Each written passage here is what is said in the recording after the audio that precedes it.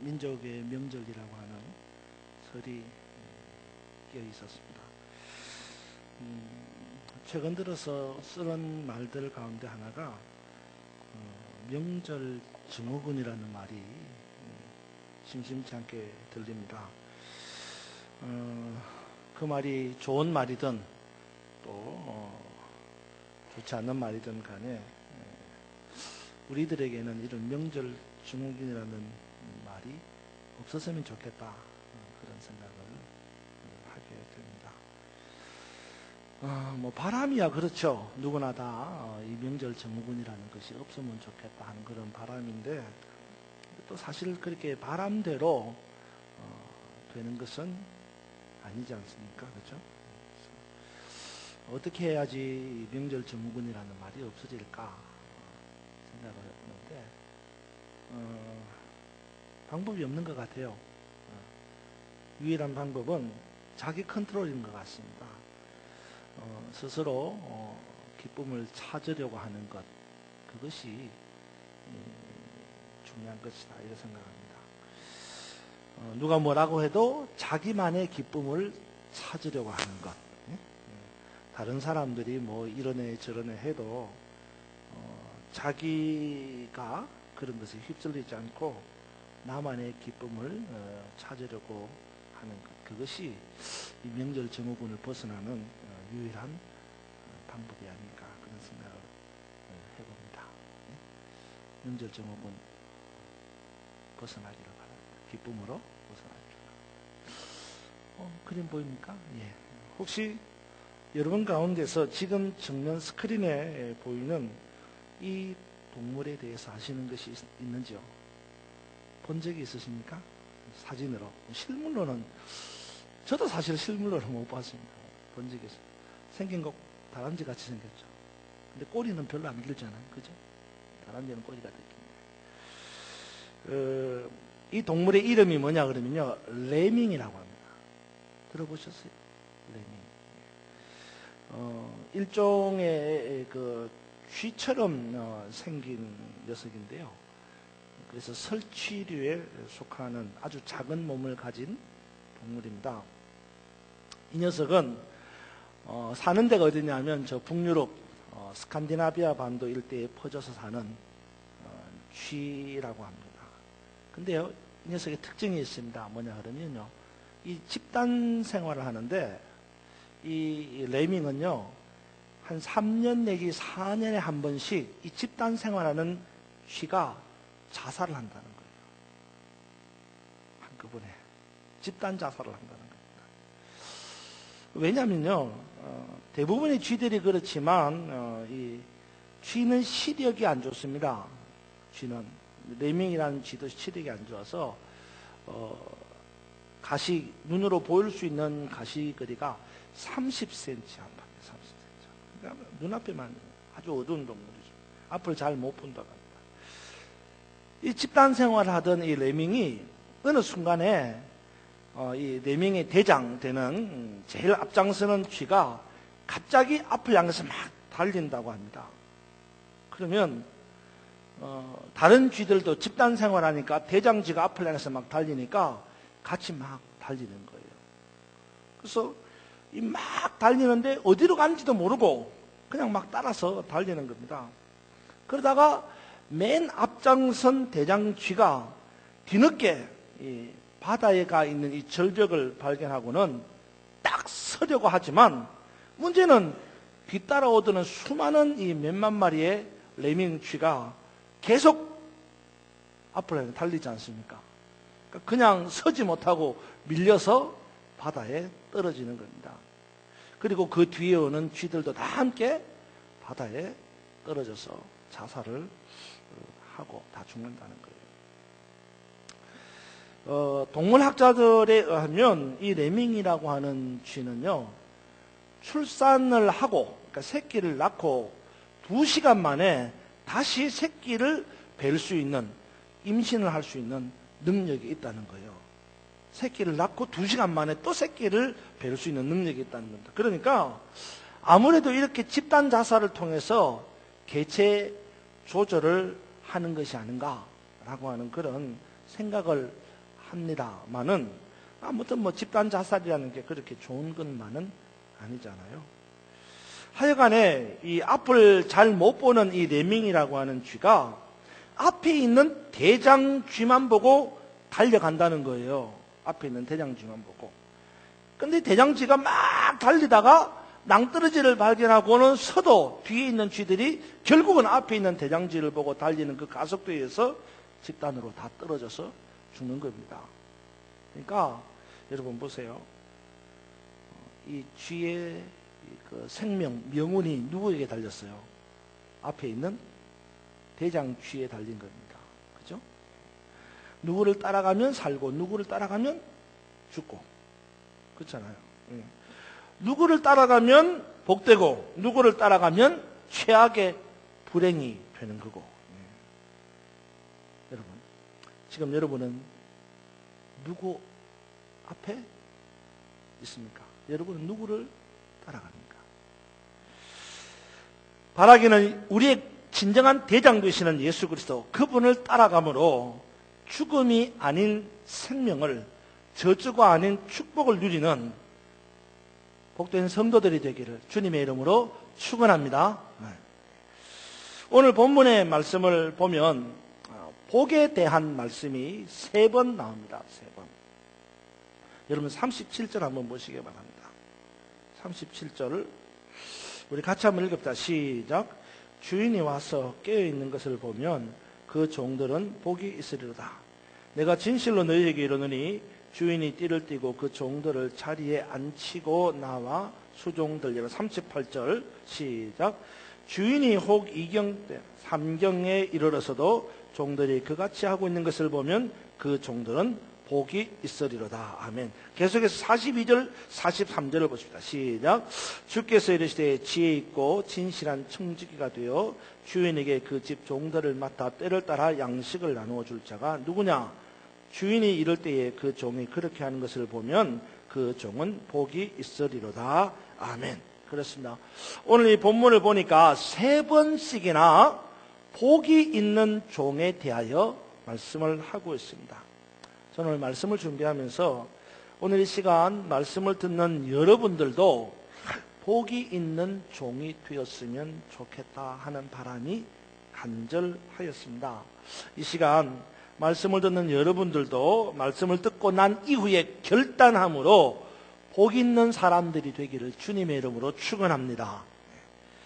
어떤 사람이 복이 있는 사람입니까? 우리가 읽은 말씀에 보면 복이 있는 사람의 2가지 특징이 있어요. 복 있는 사람이. 먼저 여러분, 첫째는 어떤 사람이 복이 있느냐? 깨어있는 사람이 복이 있는 사람이다라는 거예요. 한번 따라서 합시다. 깨어있는 사람. 자기 자신을 한번 향하여서 이렇게 나도 깨어있자. 예, 깨어있는 사람이 복된 사람입니다. 사랑하는 여러분, 깨어있는 사람이 되기를 주님의 이름으로 축원합니다. 37절 여러분 한번 다시 보시기 바랍니다. 이렇게 기록합니다. 주인이 와서 깨어있는 것을 보면 그 종들은 복이 있으리로다. 그렇죠? 주인이 와서 봤는데 그 종들이 깨어있는 것을 보니까 그 종들은 어떤 종이다? 복된 종이다라는 거예요. 그렇습니다. 오늘 본문에 보니까 주인이 와서 종들이 깨어있는 것을 보니까 그 종들은 복된 종이라고 말을 합니다. 여러분, 사실은 깨어있다. 그것도 오늘 본문에 보니까 밤 2경이나 밤 3경에 깨어있다. 그 말은 깊은 밤중에 깨어있다 이 말입니다. 여러분, 깊은 밤중에 깨어있다. 이거 얼마나 힘든 일입니까? 한밤중에 자지 않고 깨어있다. 얼마나 힘든 일입니까? 그런데 힘들지만 그 종을 가리켜서 어떤 종이다? 복된 종이라는 거예요. 한밤중에 깨어있는 것이 힘들지만 한밤중에 깨어있는 종이 복된 종이라는 겁니다. 그러므로 오늘 이 시간 말씀을 듣는 여러분들도 깨어있음으로 복된 사람들이 되기를 다시 한번 주님의 이름으로 축원합니다. 그러면 깨어있다라는 말이 어떤 뜻입니까? 여러분, 깨어있다라는 말이 어떤 뜻이에요? 한밤중에 깨어있으라. 2경이나 3경에 자지 말고 깨어있으라는 거예요. 그 깨어있다라는 말이 어떤 뜻입니까? 여러분, 말씀을 한 곳 찾아부터 오늘 말씀을 오른쪽에 끼우고 오른손에 끼우고 왼손에 끼우고 오른쪽으로 넘겨서 로마서 13장을 한번 찾아보시기 바랍니다. 로마서 13장 11절로 14절 말씀을 보시기 바랍니다. 거기에 보면 깨어있는 종의 의미를 설명을 하고 있습니다. 어떤 것이 깨어있는 것이냐? 깨어있는 종에 대하여서 이야기하고 13장 11절로 14절 말씀을 같이 한번 교독을 하도록 하겠습니다. 로마서 13장 11절로 13절입니다. 한 절씩 교독하겠습니다. 또한 너희가 이 시기를 알거니와 자다가 깰 때가 벌써 되었으니 이는 이제 우리의 구원이 처음 믿을 때보다 가까웠습니다. 12절 시작.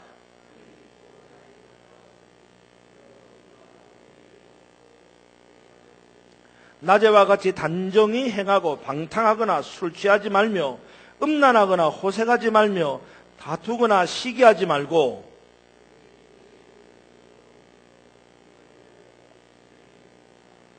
아멘. 예. 그렇습니다. 이 깨어있으라는 의미를 로마서 13장에서는 이렇게 설명합니다. 뭐라고 하냐? 영적인 각성을 해라. 이런 이야기예요. 그게 무슨 말이냐? 깨어있다라는 말은 살아가는 삶이 정욕적인 삶이 아니고 육신을 위한 삶이 아니라는 것입니다. 깨어있다라는 말이.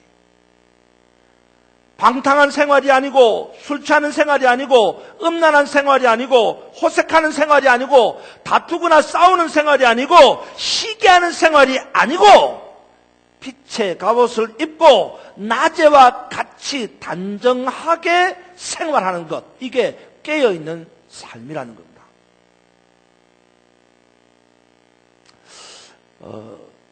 여러분, 제가 이렇게 여러분 앞에 설 때마다 저는 사실 이 옷에 대해서 민감한 반응을 가집니다. 그래서 아침에 어떻게 옷을 입고 나가야 되느냐, 이렇게 뭐 양복을 입을 때는 넥타이를 뭘 매야 되느냐, 뭐 오늘처럼 로만 칼라를 할 때는 어떻게 해야 될까, 이런 고민을 많이 합니다. 그런데요, 여러분, 낮이니까 그렇죠.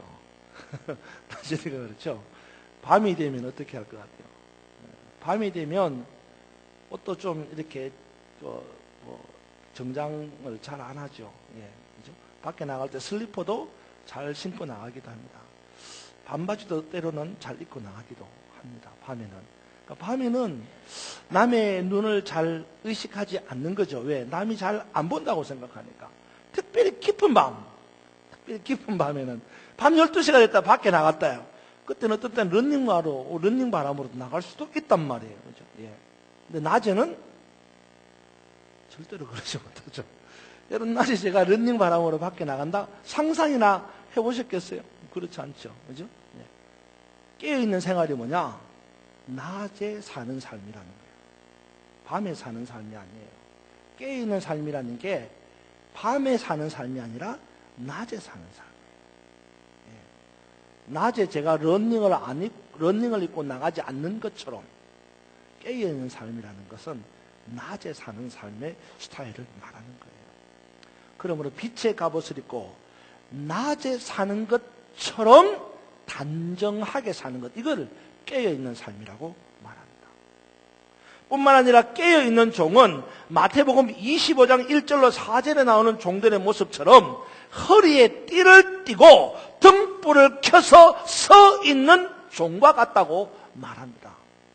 다시 한번, 이 마태복음 25장에 보면 깨어있는 종에 대하여서 뭐라고 써냐면 등불을 켜고 허리에 띠를 띠고 서 있는 사람이라는 거예요. 여기서 여러분, 허리에 띠를 띠고 서 있다는 말은 어떤 것을 말합니까? 허리에 띠를 띠고 서 있다, 이 말은요, 주인이 어떤 명령을 내리더라도 즉각적으로 그 일을 수행할 수 있는 자세를 가리켜서 말하는 거예요. 허리에 띠를 띠고 서 있을, 주인이 시키면 곧장 일을 시키는 대로 수행하는 겁니다. 말하자면 5분 대기조와도 같은 것입니다. 불시에 어떤 명령이 떨어져도 즉각적으로 그 명령을 수행할 수 있는 것. 아니요, 못합니다. 그런 게 아니고 언제든지 간에 말씀만 하십시오. 내가 당장 하겠습니다. 그런 자세가 바로 허리에 띠를 띠고 서 있는 자세입니다. 그게 바로 깨어있는 자세라는 거예요. 사랑하는 여러분, 여러분은 언제든지 간에 명령을 수행할 수 있는 자세가 되어 있습니까? 깨어있다는 말은 허리에 띠를 띠고 서 있는 것처럼 준비되어 있다, 이런 말이에요. 그러므로 여러분들은 언제든지 간에 주의 하시는 말씀을 수행할 수 있는 준비된 자세, 깨어있는 자세가 되어 있느냐 말입니다. 이뿐만 아니라 깨어있다는 말은 손에 등불을 켜고 서 있는 자세를 말한다고 합니다. 여러분, 손에 등불을 켜고 서 있다. 밤에는 어두움을 밝히는 빛이 필요하지 않습니까?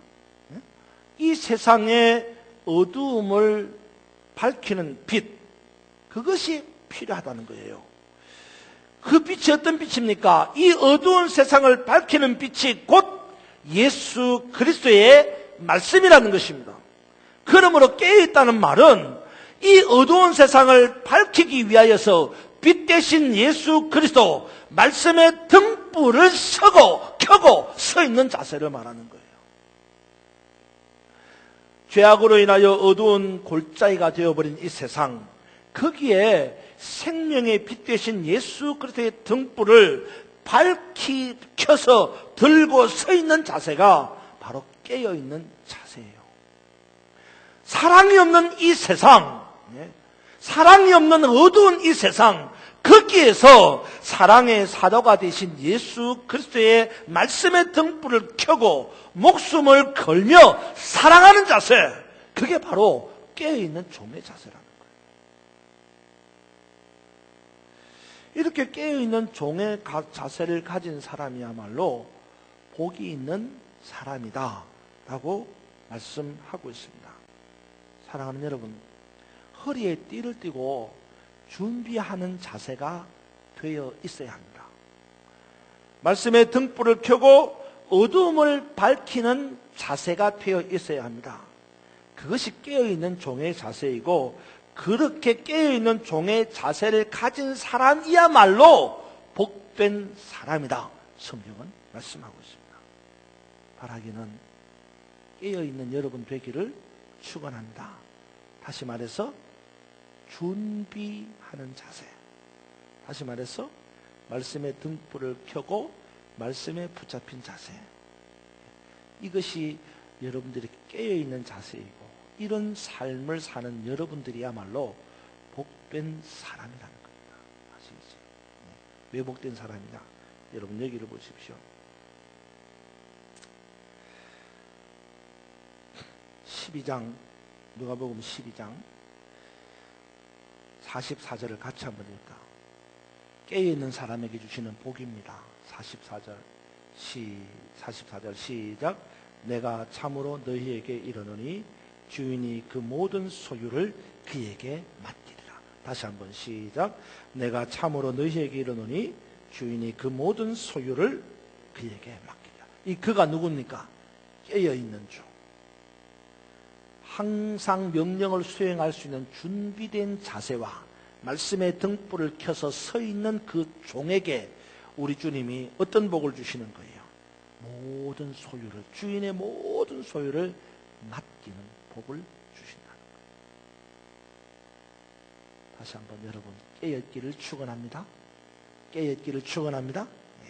두 번째는요, 오늘 본문에 보니까 복이 있는 사람은 어떤 사람이냐? 복이 있는 사람은요, 지혜롭고 진실한 사람. 다시 한번, 지혜롭고 진실한 사람을 복이 있는 종이다, 그렇게 말합니다. 한번 따라서 합니다. 지혜롭고 진실한 사람. 한 번 더, 지혜롭고 진실한 사람. 여러분 42절 43절을 다시 한번 보시기 바랍니다. 이렇게 기록합니다. 주께서 이르시되 지혜 있고 진실한 청지기가 되어 주인에게 그 집 종들을 맡아 때를 따라 양식을 나눌 줄 자가 누구냐? 주인이 이럴 때 그 종이 그렇게 하는 것을 보면 그 종은 복이 있으리로다. 아멘. 그렇습니다. 두 번째로 복이 있는 종은 어떤 종이냐? 지혜 있고 신실하게 행하는 청지기를 가리켜서 복이 있는 종이다. 그렇게 말합니다. 다시 말해서 지혜로운 사람, 진실한 사람, 이 사람이 복이 있는 종이다 라는 말씀입니다. 사랑하는 여러분, 지혜롭기를 축원합니다. 진실하기를 축원합니다. 여기서 말하는 지혜롭다, 또 진실하다라는 말은 어떤 뜻입니까? 복이 있는 종이란 지혜로운 사람, 진실한 청지기를 말하는데, 여기서 지혜롭다, 진실한 청지기, 이건 어떤 의미입니까? 여기서요, 지혜롭다, 진실하다라는 말을 이어가고 있는 주체가 누구냐? 청지기예요. 근데 청지기는 어떤 청지기냐? 지혜로운 청지기, 진실한 청지기가 복이 있는 청지기라는 거예요. 그럼 청지기라는 사람이 어떤 사람이냐?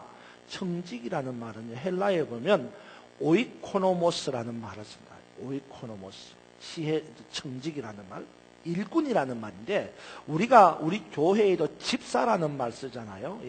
이 집안에서 집사라는 사람이 있죠. 이 집사, 오이코노모스, 일꾼, 청지기입니다. 그런데 이 오이코노모스라는 말은요, 어떤 의미가 있느냐면요, 큰 집, 부유한 집, 많이 가지고 있는 이 큰 부유한 집의 업무를 맡아보는 사람, 그래서 주인의 주로 재산을 관리하는 사람을 오이코노모스라고 합니다.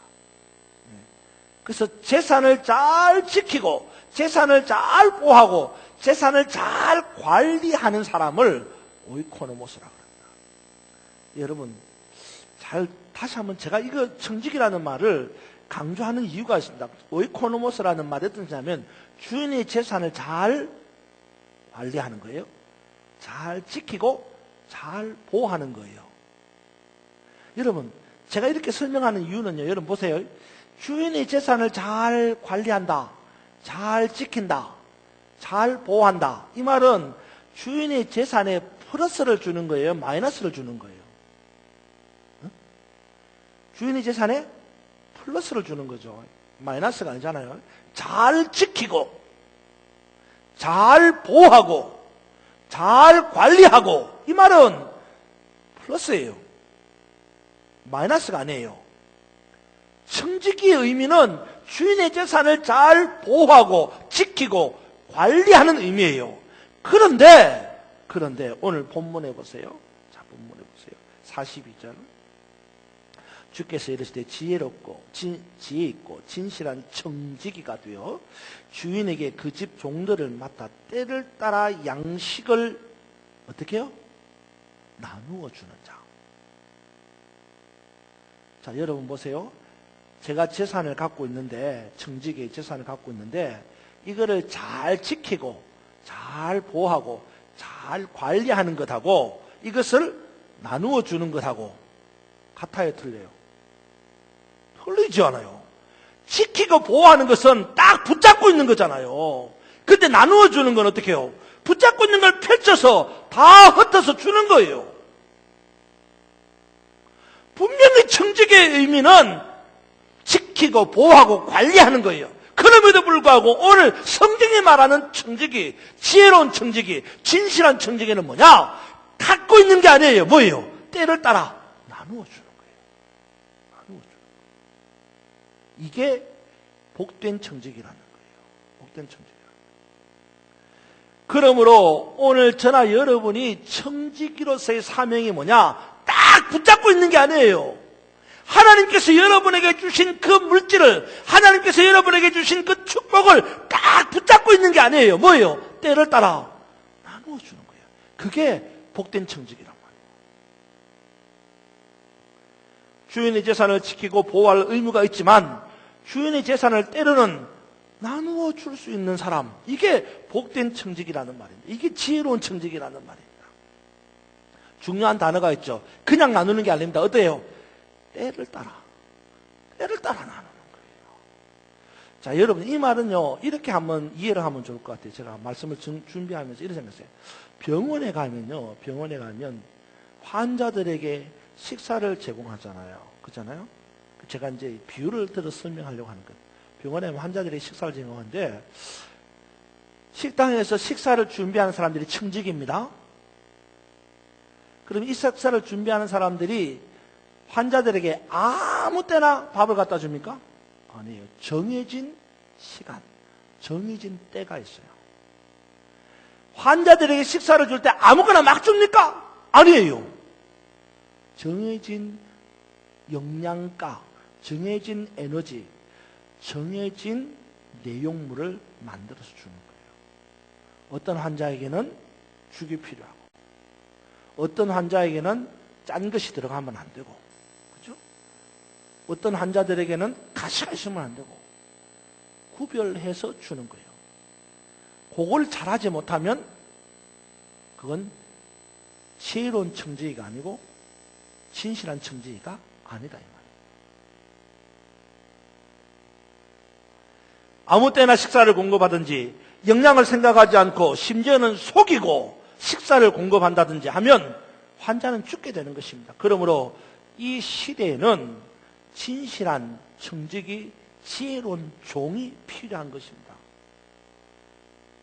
오늘 저나 여러분이 청지기라고 할 때에 오늘 우리가 청지기적인 사명이 뭐냐? 꼴끔 붙잡고 안 놔주는 게 아닙니다. 우리가 가지고 있는 것을 때를 따라 지혜롭게 나누고 진실하게 나눈 것, 이것이 복이 있는 종이다 이 말입니다. 사랑하는 여러분, 과연 우리는 복이 있는 종들입니까? 허리에 띠를 띠고 서 있어 언제든지 주님의 명령을 수행할 수 있는 준비된 자세를 하고 있습니까? 또 말씀의 등불을 켜서 이 어두운 세상을 밝힘으로 빛된 예수 그리스도를 드러내는 사명을 다하고 있습니까? 나아가서 거짓이 없는 진실함과 그리고 때를 아는 지혜로움으로 생명의 양식을 나누어 주는 지혜 있는 진실한 청지기들입니까? 복이 있는 종은 준비하는 종입니다.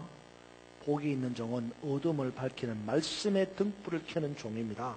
복이 있는 종은 때를 알고 거짓이 없이 진실하게 행하는 종입니다.